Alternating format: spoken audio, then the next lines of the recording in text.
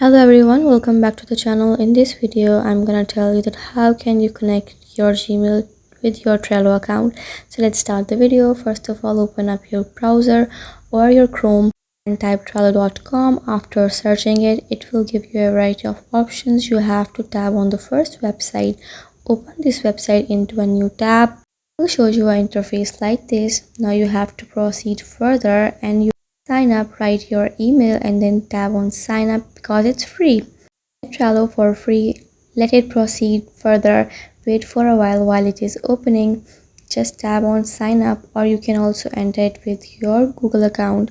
Just tap on continue with Google if you want to continue it with Google. It will automatically sign in your account. You have to create your account. Tap on it and your account will start processing for some time while your Trello account is processing.